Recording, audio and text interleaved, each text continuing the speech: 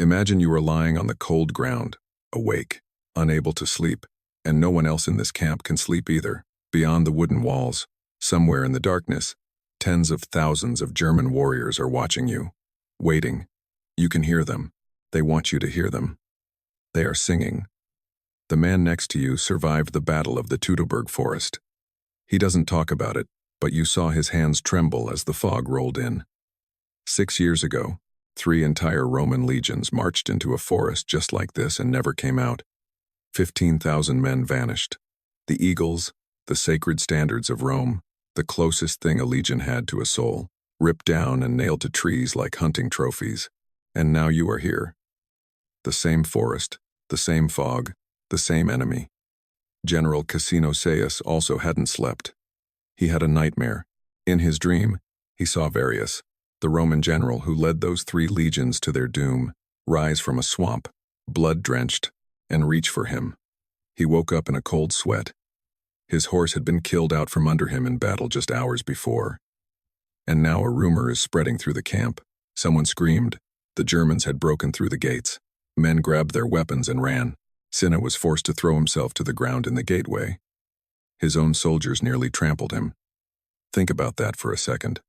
One of the most decorated Rhine generals, with 40 years of war behind him, lying face down in the mud, so his own men wouldn't charge out into the darkness to their deaths. This is the Battle of the Longened Bridges, 15 AD. A moment that almost became another Teutoburg Forest disaster. A moment that almost wiped 4 more Roman legions off the map. Most people have never heard of it. Today, that changes. Welcome back. If this is your first time here, you've picked a hell of an interesting video to start with. Stick around to understand what was happening in 15 AD. You need to understand what Rome was still digesting from 6 years prior. September the 9th, 3 Roman legions, the 17th, 18th, and 19th, are marching through the Teutoburg Forest in what is modern-day northwestern Germany. They are commanded by Publius Quinctilius Varus. He trusts his guide completely. The guide's name is Arminius. Arminius is a Germanic chieftain, and also a Roman citizen, a trained Roman officer, a man who dined at Roman tables and wore Roman armor. He knows everything about how Rome fights and uses every tiny bit of that knowledge to destroy them. Over 3 days of ambushes and narrow forest passes, Arminius and his allied Germanic tribes wipe out all 3 legions. 15 to 20,000 soldiers are killed. Varus throws himself on his sword. Germanic warriors sacrifice Roman prisoners on forest altars. 3 eagle standards, the sacred symbols of these legions, are captured and taken deep into the woods. When the news reached Emperor Augustus in Rome, historians tell us he refused to cut his hair or shave his beard for months. He would pace the palace at night. He was reported to have beaten his head against walls. He would cry out into the darkness, "Varus, give me back my legions." He never got them back. Those 3 legions, the 17th, 18th, and 19th, were never reformed. Their numbers were permanently struck from the rolls, a scar that never fully healed in Rome's military identity. Tiberius became emperor in 14 AD, immediately after Augustus's death. And almost immediately, he tasked one of the most important military assignments in Roman history to his nephew, a man named Germanicus. History simply calls him Germanicus. Germanicus was young, around 28 years old when the campaigns began, but already enjoyed immense popularity with the legions. Perhaps too popular, depending on who you asked. Tiberius had reason to be wary of his nephew's rising star, but that's a story for another video. What's important now is the mission. Go to Germania, avenge the Teutoburg, retrieve the lost eagle standards, and prove that Rome's humiliation would not go unanswered. And the scale of what Germanicus assembled was staggering. By 15 AD, he had between 55 and 70,000 soldiers operating in Germania, supported by a navy along the North Sea and river networks. This was not a raid. This was Rome bringing the full weight of its might to bear. This was a statement. The army was divided. Germanicus commanded one force. His second in command, Aulus Caecina Severus, commanded 4 other legions from the Lower Rhine army. They operated independently for part of the campaign, then they linked up, then split again on the return march. It's this return march that becomes the crisis. Before any real fighting began, Germanicus makes a decision that sets the emotional tone for everything that follows. He leads his entire army, tens of thousands of men, directly to the site of the Teutoburg Forest massacre, to the very place where those soldiers had been killed 6 years prior.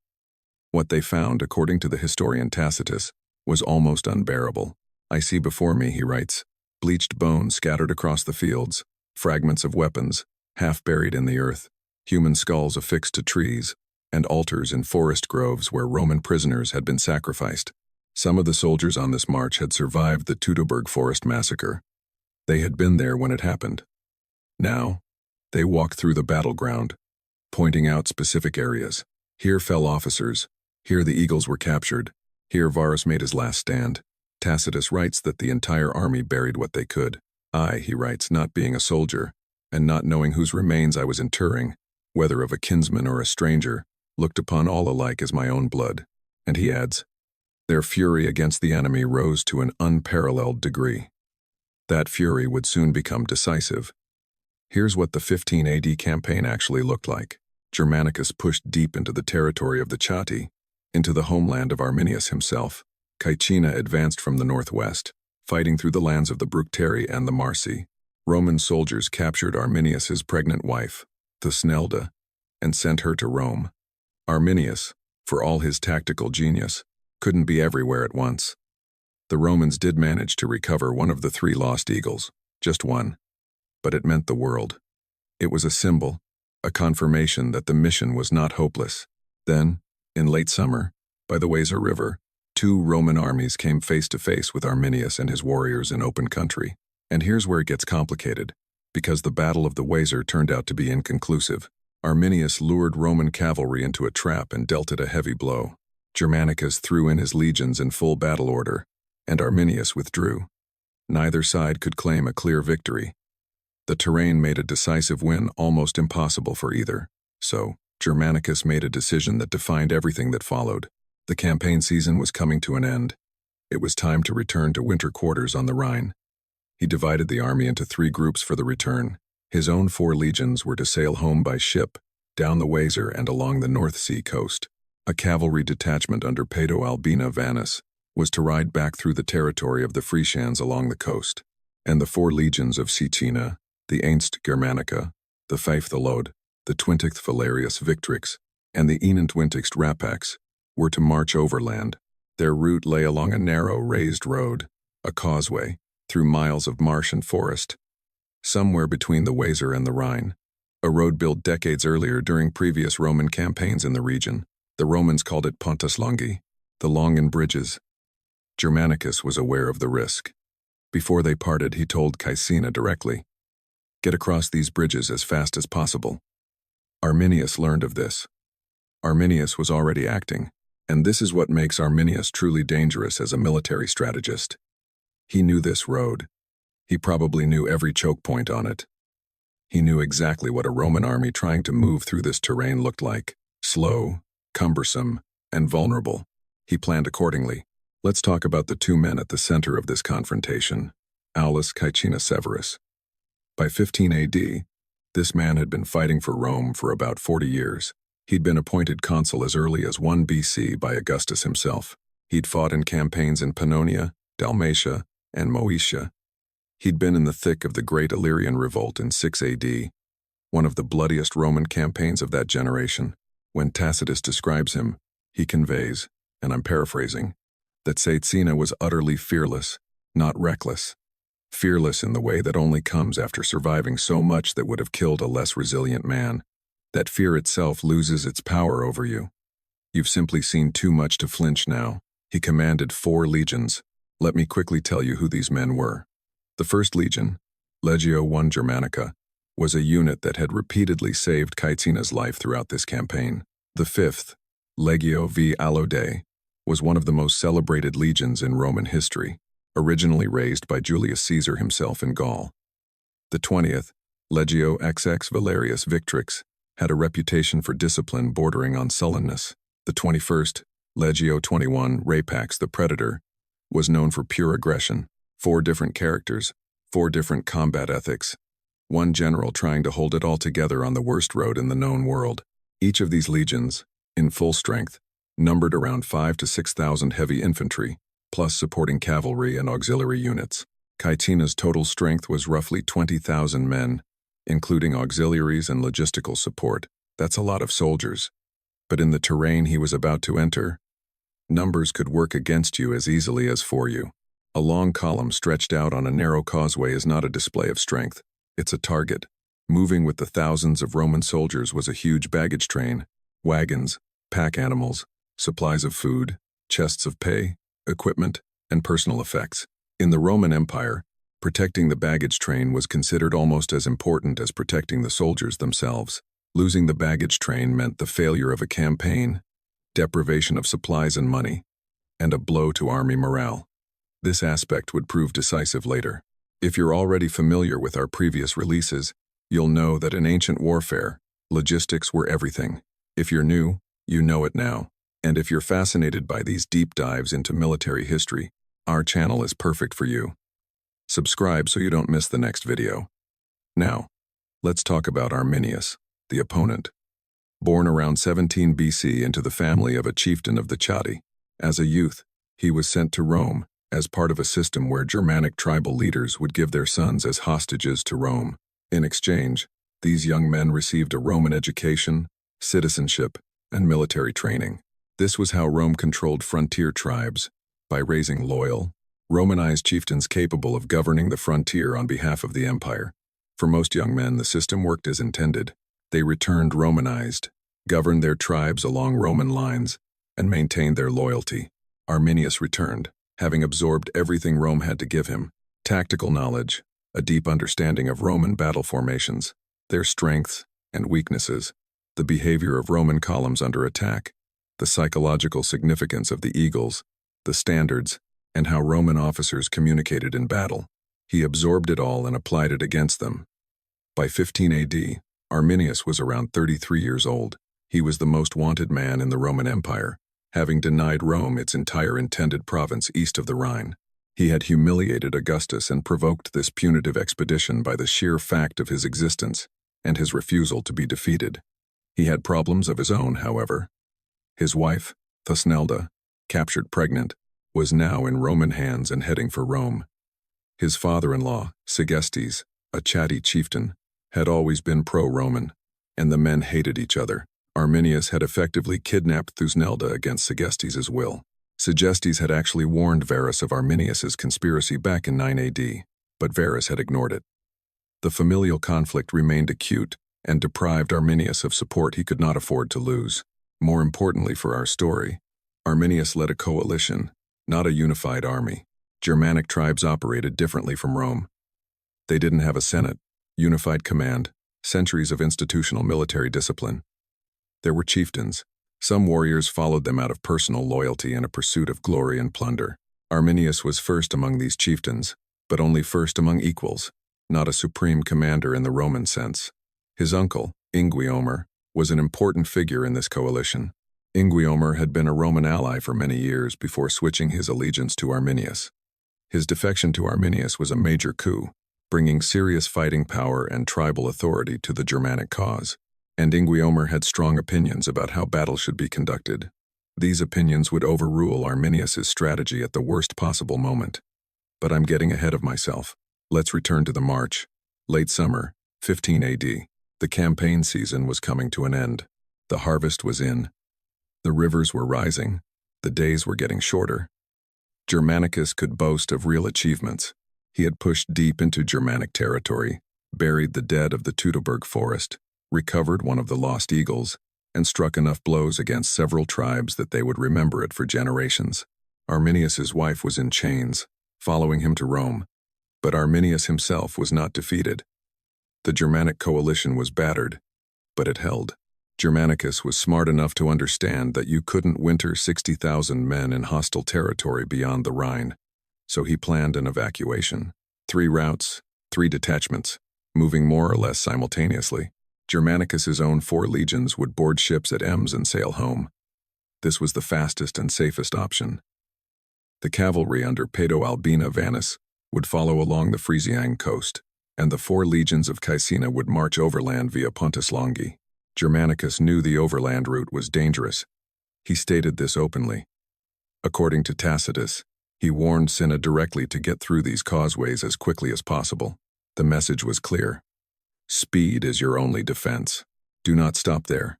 Do not give anyone time to organize against you. Good advice. The problem was, the road itself barely functioned, and Arminius wasn't going to give Cinna the speed he needed. I want you to picture Pontes Longi clearly, because geography plays a decisive role here. This is not a road in the modern sense. It's a raised causeway, made of timber planks and earthen embankments, stretching for miles through marshy, boggy lowlands. It had been constructed during earlier Roman campaigns in the region, likely between 7 BC and 1 AD under Lucius Domitius Ahenobarbus during his campaigns north of the Danube and through Chatti territory. By 15 AD, it had stood in the damp Germanic wilderness for over a decade, completely untended. The wood had rotted, the earth had settled, water had seeped everywhere. When Caecina's forward scouts reached it, the road was in terrible condition. Entire sections were impassable for 20,000 soldiers and heavy baggage train. They would have to repair it as they went. This meant stops.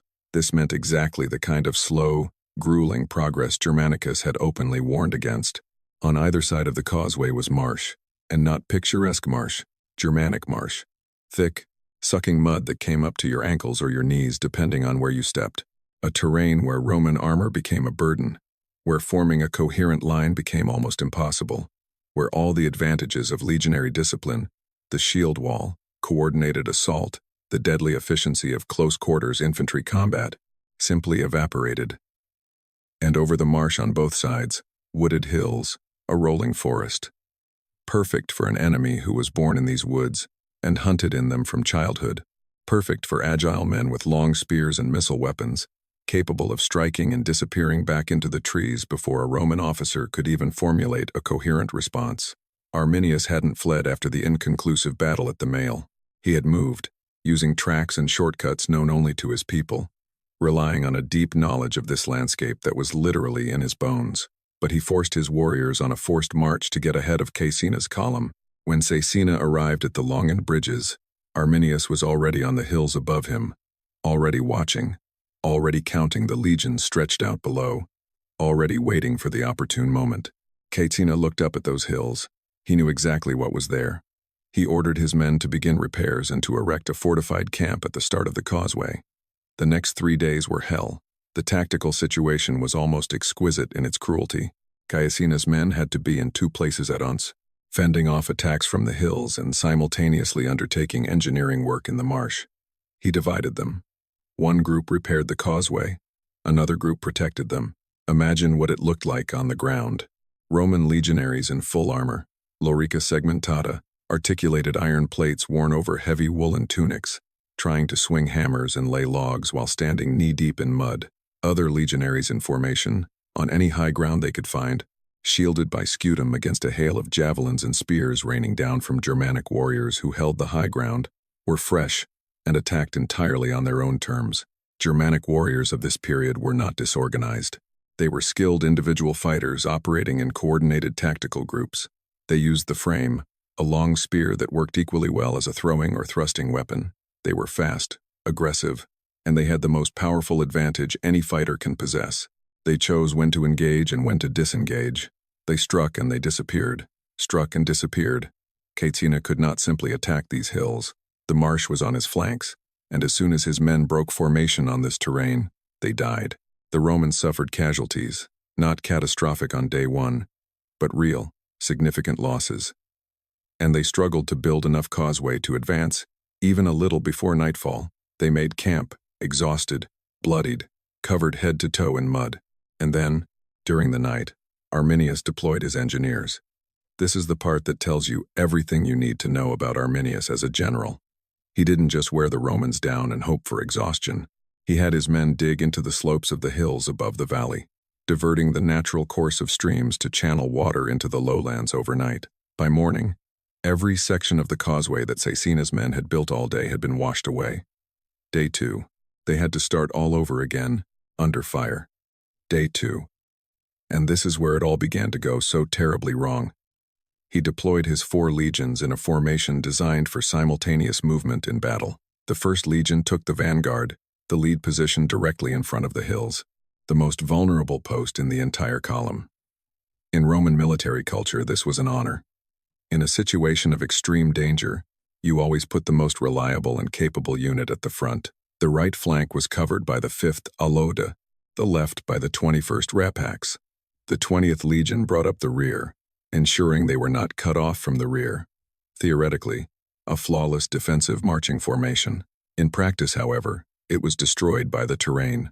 A fully equipped Roman legionary, including armor, shield, javelins, sword, and personal gear, carried around 36 kilograms of extra weight. On open ground, this weight was manageable.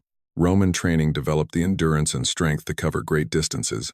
But on boggy ground, where every step threatened to get you stuck in the mud, where footing was constantly shifting and unpredictable, that weight wore you down to the point where breaking discipline was easier than almost anything else. The 5th and 21st Legions on the flanks suffered.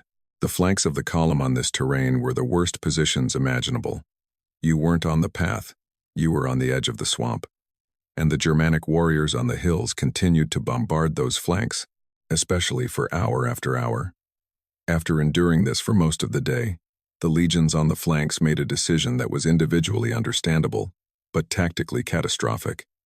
They moved forward onto dry ground. Without orders, they broke formation. Now the center of the column, the very road on which the wounded were being carried, the wagons, the baggage, the auxiliary personnel, was left entirely unprotected on both sides, and at the same time, the baggage train encountered its own crisis. Wagons got stuck and stopped. They couldn't be moved. The wagons behind them had nowhere to go. The entire column came to a halt, like a traffic accident on a highway. The 20th Legion in the rear, seeing gaps opening up in front of them, allowed soldiers to leave formation and move forward to help pull the stuck wagons, which left the rear of the entire column unprotected. For several long minutes, the entire formation of 20,000 men slowly disintegrated on a narrow timber road through the swamp, while Germanic warriors descended from the hills on all exposed sides. Tacitus's description of this moment is both precise and agonizing to read. He describes the chaos of men shouting at each other, the blocked paths by wagons, the soldiers stumbling without direction, officers unable to make their voices heard. Some of the centurions of these legions had survived the Teutoburg. They had watched exactly this kind of cascading collapse destroy 3 legions 6 years earlier. They recognized the shape of what was happening, and that recognition worsened the situation, because the younger soldiers could see it on the faces of the veterans. Caecina threw himself literally into the thick of it. He dismounted, stood in the path of the retreating soldiers, threatened them, physically blocked them, and held the line through sheer personal presence. In the middle of the fighting, his horse was killed out from under him, shot or impaled by the spears of approaching Germanic warriors. He fell into the mud. The 1st Legion fought its way to him and pulled him out. Think about what his soldiers saw at that moment. Their general, an old man with 40 years of service, on foot in the middle of a disintegrating column on a boggy road, deep in Germanic territory. He then made a decision that distinguishes capable generals from truly great ones. He ordered the baggage train abandoned. Everything, every wagon, every pack animal, everything on those wagons. Let it go. Do not die for supplies. Get the men to high ground. It worked. The 1st and 20th Legions, freed from the anchor of the baggage train crisis, fought their way through and rejoined the 5th and 21st on solid ground as night fell. 4 legions intact, barely, but intact. They made camp on high ground. Even an emergency Roman marching camp, built in a single evening, was a formidable defensive structure. Earthen ramparts, sharpened stakes, a standardized internal layout that every Roman soldier knew by muscle memory. Even exhausted, bloodied legions built their walls, but walls cannot stop fear from within. All night, Germanic warriors surrounded the camp and did not attack. They sang, they shouted, they beat their weapons against their shields, and the sound carried through the darkness. This is a documented psychological tactic that Germanic tribes used repeatedly in this period. Roman writers wrote of it more than once, and the purpose was simple: deprive the enemy of sleep, fill the night with threat, allow the soldiers' own imaginations to do more damage than any spear. It worked. Caecina, as we already know, had had that nightmare. Varus rising from the swamp, blood-drenched, reaching for him. He awoke to the sound of Germanic war cries echoing through the forest. His men were not sleeping. Many of them moved between the fires, talking quietly, unable to sit still. Veterans shared memories with younger comrades of what the Teutoburg had looked and sounded like from the inside. And looking into the faces of the veterans, the younger soldiers understood that these were not just stories. Then a shout rang out. Tacitus doesn't specify who or why. Perhaps it was a sentry, spotting movement in the shadows. Perhaps it was a nightmare escaping in a cry. Whatever it was, the word spread through the camp in seconds. The Germans are inside. They have broken through. Thousands of warriors grabbed their weapons and rushed for the gates, not to fight, but to flee. Every primal survival instinct in their bodies was screaming the same signal. Get out! To the Rhine! Away! Cinna. He reached the main gate first and threw himself right there, on the ground, in the mud, in the path of his own soldiers, telling them that if they wanted to get out, they would have to step over their commanding general. This stopped them. While Cinna held his army, lying in the gateway, Arminius was holding a war council on the hills above the camp. Pay close attention to this part, because this conversation, this one night, is arguably the turning point of the entire battle. And this is a story about what permeates all of human history, from ancient tribal councils to modern boardrooms. What happens when the smartest person in the room is outvoted? The Germanic coalition held the Roman army exactly where it wanted them. 4 legions, exhausted, divested of their baggage train and supplies, surrounded in hostile territory, sleep-deprived, and with low morale. Caecina's men had been fighting continuously for 2 full days. They had no food supplies, and the baggage train was gone. They were hungry, sleep-deprived, and one bad rumor could trigger new panic. The pressure Arminius was exerting was working. Arminius stood up and laid out his plan. It was clear, it was patient, it was utterly correct. His argument: do not assault the camp. Roman military camps were built specifically for defense.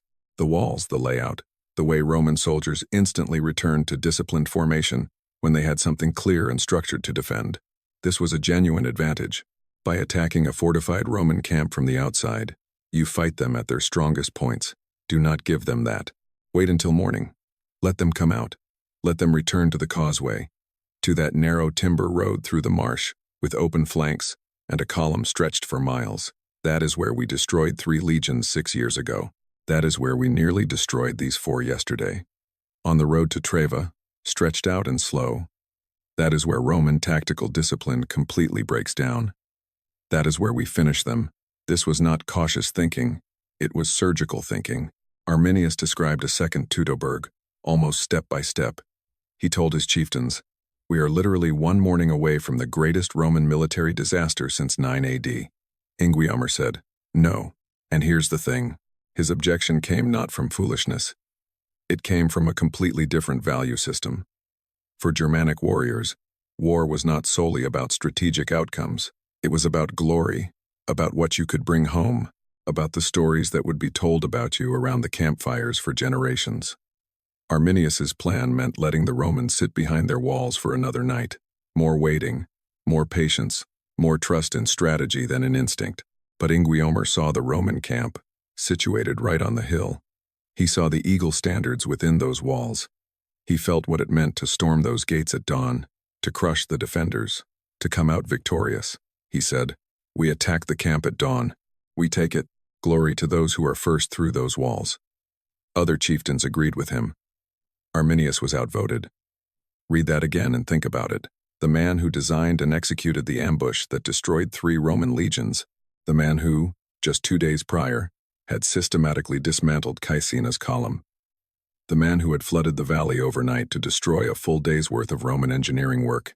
This man told his war council what to do and how to win, and his council voted against him, because the alternative seemed more satisfying. This is the fundamental tragedy of coalition warfare. When you don't have centralized authority, Arminius did not command like Caecina. He could not give orders and expect them to be carried out, regardless of whether people agreed. He had to persuade, every single time. And that night, he failed to persuade. He made his decision. He had no real choice, and he led the attack on the Roman camp at dawn. Before we move to dawn, let's pause for a moment and truly appreciate what was hanging in the balance that night. What if Arminius had prevailed in that argument? If the coalition had accepted his strategy, letting the Romans emerge to be struck on the causeway in daylight. Caecina's army was in dire straits. No food, no baggage train, physically and morally exhausted after 2 days of continuous fighting, a renewed Germanic assault on a depleted Roman column, trying to get through a narrow causeway, with no room for maneuver and no reserves. The parallels to the Teutoburg Forest were not just similar, they were almost identical. 4 more Roman legions, the 1st, 5th, 20th, 21st, could have vanished in a single morning on a single road in a single boggy corner of Germania. That's not an insignificant number. In 15 AD, Rome had roughly 25 to 30 legions on active duty across the empire. The loss of 4 in a single engagement would have been equivalent to wiping out between 13 and 16% of Rome's entire professional army in one day. Combined with the 3 lost in the Teutoburg Forest 6 years prior, that's 7 legions in 6 years in one theater of operations. Think what that would have meant for Tiberius, for Rome's authority on all its other frontiers, in Syria, in North Africa, along the Danube, for soldiers stationed in Gaul watching incoming reports, and think what it would have meant for Arminius, his glory, his coalition, his ability to keep the disparate Germanic tribes under his leadership. A disaster of this magnitude would have fundamentally altered the entire system of Roman presence east of the Rhine, possibly forever. History turned on a council vote in a dark forest. One man was right, but lost the vote. And what did he lose it over? Pride, glory, the promise of plunder. It almost changed everything, but everything went differently. And the reason was, standing at the gate was a man with mud on his armor, who had just convinced 20,000 frightened men not to succumb to collective panic. Cinna knew an attack was coming. The rest of the night he spent preparing for it. If you've made it this far and you still haven't subscribed, what are you waiting for? Hit that button. This is what we do here, and there's a lot more coming. There's something that every Roman soldier was drilled into them from day one of their training, and it's incredibly important now. The Roman military camp had a standardized internal road system. The Via Principalis and the Via Praetoria ran through its interior, connecting all 4 gates. The entire layout was uniform across the empire. Every camp, every time, was built on the same plan, which meant every Roman soldier knew exactly where everything was in complete darkness, without thinking. The armory, the command post, the gates, the defensive positions. It was muscle memory, forged through years of repetition. When Arminius led the Germanic assault on Cinna's camp at dawn, he attacked what Rome was most structurally designed to defend, and Cinna had spent all night making sure his men were ready for it. The attack hit the walls. Germanic warriors, storming earthen ramparts under a hail of javelins from defenders above, is not a good tactical proposition, but it can work through overwhelming numbers and ferocity if the defenders hesitate for even a moment. Inguiomer led the assault, as expected of Germanic chieftains. Warriors charged the walls. Cinna ordered a sally, not a defensive action, not a reactive response designed to wait out the attack. A full-scale offensive sally, multiple gates opening simultaneously, legionaries pouring out in tight formation. This hit the attackers from multiple directions while they were still pressed against the walls or trying to climb them. The surprise was complete. Germanic warriors in the midst of storming fortifications, utterly focused physically and psychologically on the assault. The absolute last thing you expect when you're charging a wall is for the wall to suddenly collapse on you from 3 sides at once. The Romans hit them on their flanks and rear in disciplined, tight formation, while the Germanic warriors were disorganized, exposed, and caught off guard. Inguiomer was severely wounded, so he took no further part in the battle. The assault failed. The Germanic warriors broke and fled back into the forest, not in an organized retreat but in a genuine rout. Tacitus is unequivocal about the completeness of this turn. He writes that the victory was so decisive that Cinna's legions were no longer in serious danger for the rest of the march to the Rhine. The backbone of the Germanic offensive had been broken in a single morning. And so the dynamic changed entirely. Cinna finished repairing the causeway his engineers had struggled with for 2 days. The legions formed up and marched. The Germanic warriors left in the area were in no condition to mount another coordinated assault. They harassed the flanks of the column as it moved, but it was more of a nuisance than a full-scale engagement. The crisis had passed. Caecina brought all 4 legions back to the Rhine, battered, significantly reduced in numbers, having lost their baggage train, but alive and combat-capable.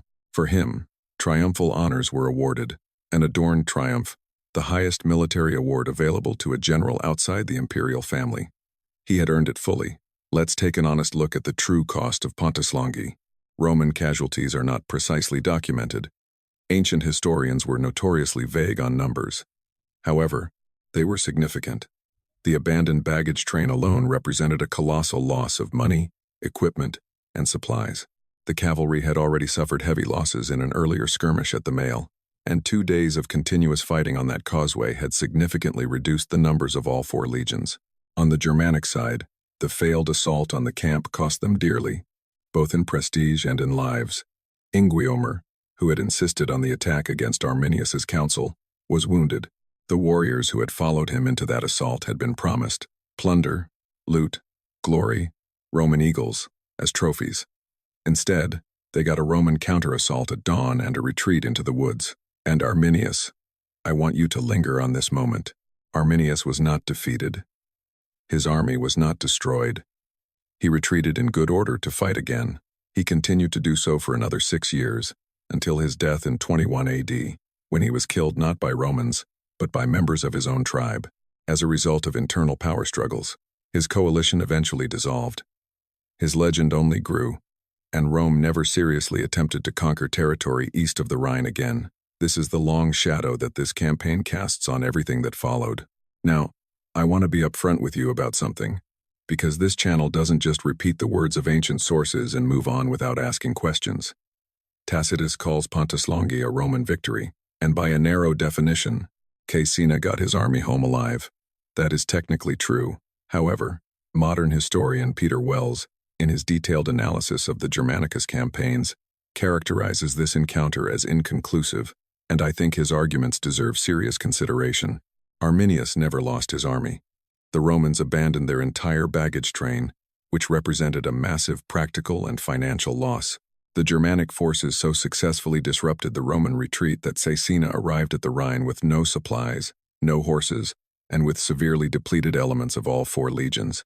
If this is a victory, it is one that forces a careful examination of the definition of the word. The broader course of the campaign should also be considered. Germanicus continued operating in Germania until 16 AD, achieving genuine victories. The Battle of the Weser in 16 AD was a genuine Roman tactical victory with significant Germanic losses. He recovered 2 of the 3 lost eagle standards. By any reasonable strategic metric, the campaigns achieved meaningful results, after which Tiberius recalled him. In 17 AD, Germanicus was withdrawn from Germania and transferred to the eastern provinces. Ancient sources, particularly Tacitus, interpret this as Tiberius's jealousy of his nephew's popularity with the legions, and this interpretation may well be true. Tiberius was not a generous or trusting man, by all accounts, but the withdrawal also had cold, strategic logic. Germanicus's campaigns were incredibly expensive, 60 to 70,000 soldiers, 3 years of active campaigning in hostile territory, naval support, and the logistical nightmare of supplying such a force across the Rhine. And after all those investments, Rome still couldn't hold the territory. The forests just kept reclaiming it. Rome got its revenge. It recovered 2 eagles. It punished the Chatti and their allies severely enough to fracture the coalition Arminius had built. It made a clear and expensive demonstration that Rome could project military power deep into Germania when it wanted to, but it could not stay there. And Tiberius, who was pragmatic to a degree Germanicus perhaps was not, understood that the cost of staying was a price Rome was unwilling to pay. The Rhine became a permanent frontier. It remained the effective eastern border of Rome in the north for the next 4 centuries. The land east of that river, where Arminius and his warriors lived, fought, and refused to be subdued, never became Roman. The language spoken there never became a Romance language. Legal traditions, social structures, cultural foundations were never shaped by centuries of Roman occupation as they were in Gaul, in Britain, in Iberia. If you want to understand why France and Germany are today different nations, speaking different languages, and possessing fundamentally dissimilar cultural histories, then part of the answer lies in a single boggy stretch of Germanic land.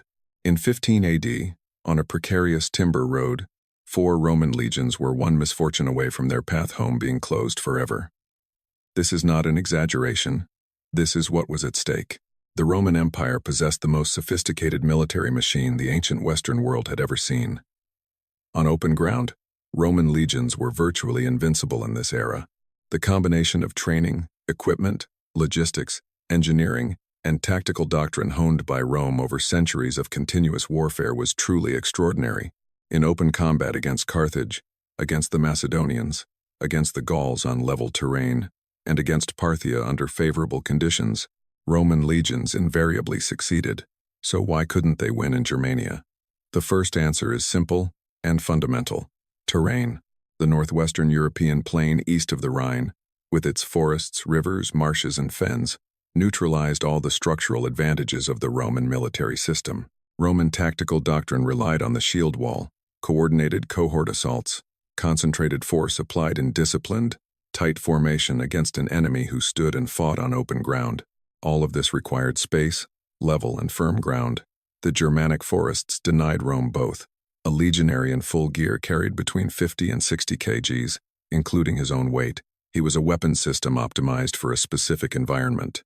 But place him in knee-deep mud and dense undergrowth, and he became slow, ponderous, and predictable. Put a Germanic warrior next to him in the same setting. A man who grew up in that forest, knew every game trail and stream, carrying light weapons and no armor, and Rome's technological superiority vanished entirely. The second answer concerns tactics. Arminius grasped something that Varus had failed to grasp, and that even Germanicus struggled to fully manage. Capturing territory and achieving victory are not the same thing. In this type of conflict, you can win every engagement you manage to provoke, and still lose the entire campaign, because the enemy simply takes the blow, dissolves into the woods, and waits for you to go home. Rome could burn settlements, lay waste to farmland, force tribes into temporary submission. But as soon as the legions returned to the Rhine for the winter, the power vacuum was filled overnight. There was no infrastructure to support significant Roman roads, no cities to garrison, no reliable class of collaborating local leaders to rely upon, or very few. Segestes, Arminius's pro-Roman father-in-law, is the exception that proves the rule. The third answer is Arminius himself. In the most direct sense, he was the perfect instrument against Rome because Rome had created him.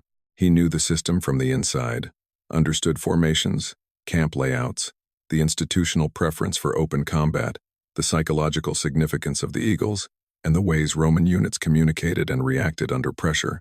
He used it all as a weapon. After the Teutoburg Forest, Rome changed. The Germanicus campaigns show a genuine tactical evolution, improved reconnaissance, more flexible column structures, and naval supply routes to reduce reliance on vulnerable overland roads. The Romans were not conservative, they learned. However, the fundamental problem was that this particular terrain simply did not suit their military system, and no amount of adaptation could fix it. All that could be done was to learn to live with it, and in the end, they learned to live with it. Here's an epilogue about Arminius that I think deserves more attention than it usually gets. By any reasonable historical assessment, this man won. He stopped Roman conquest of Germania. He held together a coalition of independent, proud, often fractious tribes for years of brutal warfare against the most powerful military force on earth. He repeatedly and consistently outmaneuvered Roman generals. He understood his landscape, his people, and his enemies with truly astonishing accuracy.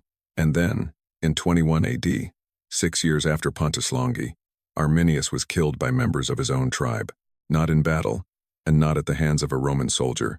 He was killed in an internal power struggle among the Chatti. Tacitus gives a brief and somewhat chilling account. Arminius was trying to claim kingship over the Chatti, and other chieftains killed him for it. The man who refused to submit to Rome tried to become a king himself, and that was his undoing. In one of the most striking passages of ancient historical literature, Tacitus calls him the liberator of Germania, the man who challenged Rome not in its dawn, but at the height of its power. And although he was often defeated himself, in war he was never finally vanquished. This was written by a Rhine historian about an enemy of Rome. It's as honest a piece of respect as ancient Rome ever paid to someone who bested it. On that night when Arminius lost that vote to Inguiomer, I sometimes wonder if he already sensed how things would develop. Let me leave you with one thought to ponder long after this video is over. The cultural influence of the Roman Empire was immense and long-lasting. Where Rome conquered and held territory for generations, Latin became the language. Roman law formed the basis of legal systems. Roman urban planning created cities that still exist today.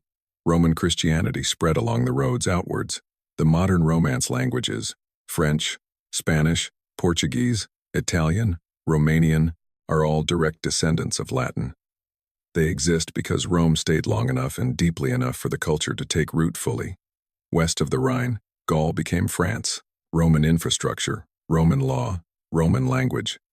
The foundations are entirely Latin. East of the Rhine, the Germanic tribes that Rome never conquered became the peoples of modern Germany. The language they spoke never became a Romance language. It remained Germanic, developing according to its own rules, and spawned the language you hear in Berlin today. The legal and cultural traditions that developed there were never subjected to centuries of Roman influence like in France and Spain. One river, one administrative and military border, two entirely different civilizational trajectories on either side of it. That border was largely set by what happened at Pontes Longi, by what happened at the Teutoburg, by Arminius holding that coalition together for years of impossible war, and Rome ultimately decided that this territory was not worth the price. Grand things, the shaping of languages, the borders of nations, the foundations of legal systems, they spring from individual moments, individual decisions made by specific people under unbearable pressure. A vote in a dark forest, a general lying at the gate. I want to return to where we started, Cinna in the dark, waking from that nightmare. Varus reaching for him from the swamp, the sound of Germanic singing in the trees beyond the walls. 20,000 men inside these walls. Some of them barely hanging on, some of them already at the gates before he could stop them. He had been in tight spots before. 40 years gives you plenty of those. But this had a particular specificity that I think only someone who had studied past catastrophes could fully appreciate. He wasn't just fighting an enemy. He was fighting the memory of what that enemy had already done. The ghost of the Teutoburg was in that camp as surely as any Germanic warrior outside of it.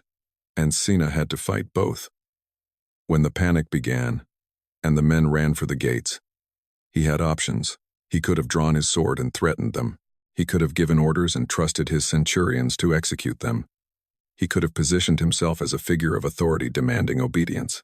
Instead, he lay in the mud. He put his body between his soldiers in the darkness, and he essentially said, "You will have to step over me." This stopped them. Not an order, not a threat.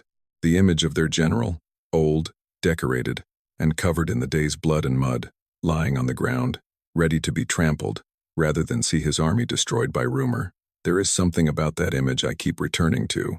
Leadership at its absolute limit is far less about giving orders, and far more about this, about choosing to personally absorb something so that the people who depend on you don't have to.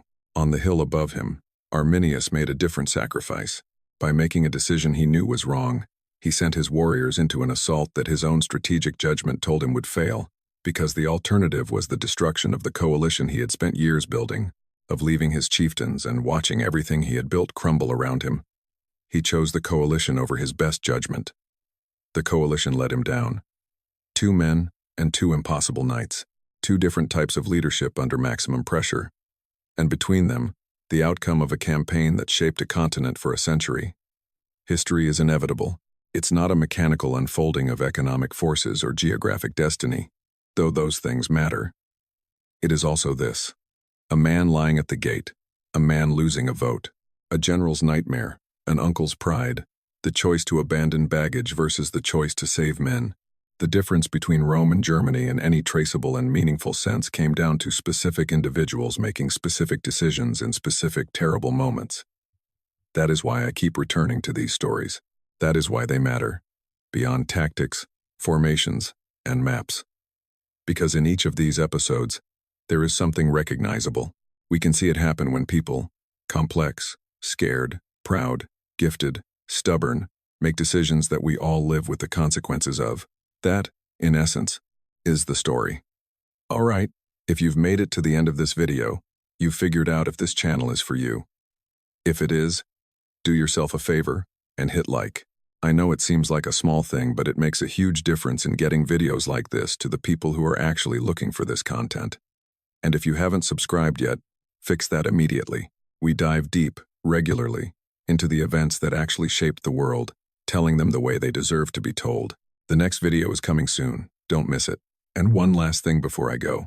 Tacitus wrote that Arminius was the liberator of Germania, the man who challenged Rome not in its dawn, but at the height of its power, and although often defeated himself, in war he was never finally vanquished.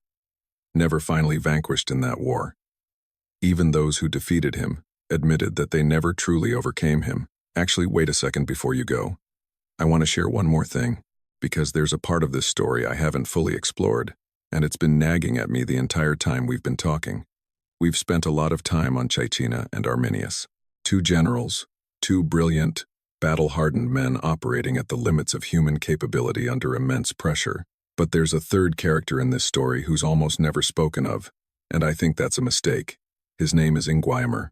I know I've portrayed him as the one who made the wrong decision, the uncle who overruled his nephew's brilliant strategy and sent warriors to die against the walls of a Roman camp at dawn, and that description is accurate, as far as it goes.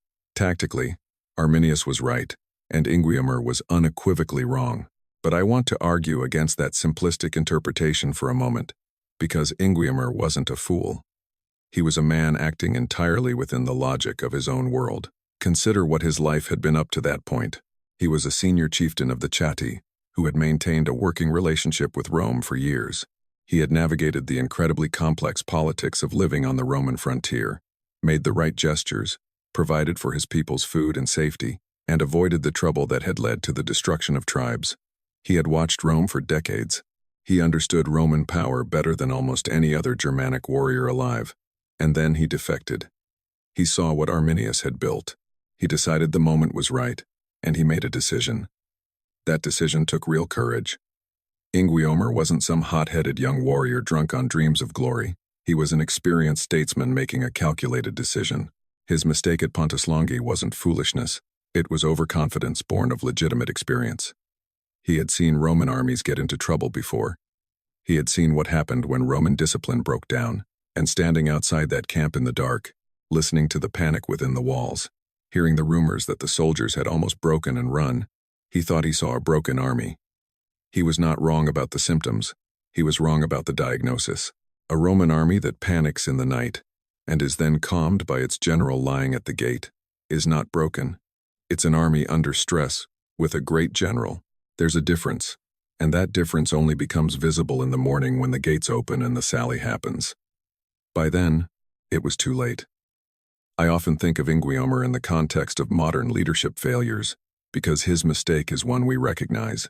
He looked at the superficial signals, the panic, the rumors, the abandoned baggage of exhausted soldiers, and he concluded that the underlying system had failed. He failed to account for the fact that one man in the right place, making the right decision at the right moment, could stabilize that system. That's hard to factor into any calculation, because leadership at that level is unpredictable. You can't model it. Caecina lying at the gate was not a systemic behavior. It was the behavior of a specific man, with 40 years of experience, and a particular kind of stubbornness that no military manual can replicate on demand. Inguiomer planned for an army he saw. He should have planned for a general he didn't see. And there's one other thought I want to develop before we finish. Germanicus himself. We've talked about him mainly as a strategic actor, a man who planned campaigns, divided armies, ordered retreats.